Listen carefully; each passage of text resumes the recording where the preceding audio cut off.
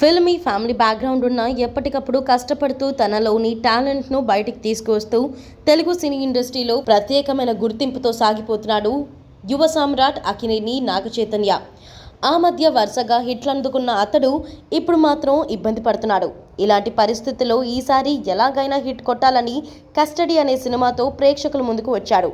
Crime thriller జోనర్లో వచ్చిన ఈ చిత్రానికి ట్విట్టర్లో ఎలాంటి టాక్ వచ్చింది, నాగచైతన్య హిట్ కొట్టాడా లేదా అనేవి ఇప్పుడు చూద్దాం. కస్టడీతో ముందుకొచ్చాడు నాగచైతన్య.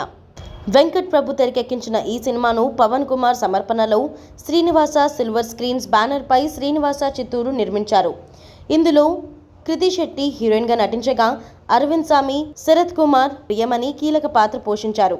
ఈ చిత్రానికి ఇళయరాజా, యువన్ శంకర్ రాజా మ్యూజిక్ ఇచ్చారు. కస్టడీ సినిమా ఒక సీరియస్ పోలీస్ కానిస్టేబుల్ గురించి సాగే కథతో తెరకెక్కుతుంది. తన ఉద్యోగ బాధ్యతలు నిర్వహించే క్రమంలో అతడికి ఎదురైన సమస్యలేంటి, ప్రత్యర్థితో అతడు ఎలా పోరాటం చేశాడు, ఈ క్రమంలోనే తన ప్రేమకు ఎదురైన ఆటంకాలేంటి అనే అంశాలతో ఈ మూవీ తెరకెక్కుతోంది. ఇందులో ఫుల్ యాక్షన్ సీక్వెల్ కూడా పెట్టినట్టు ఇప్పటికే తెలిసింది.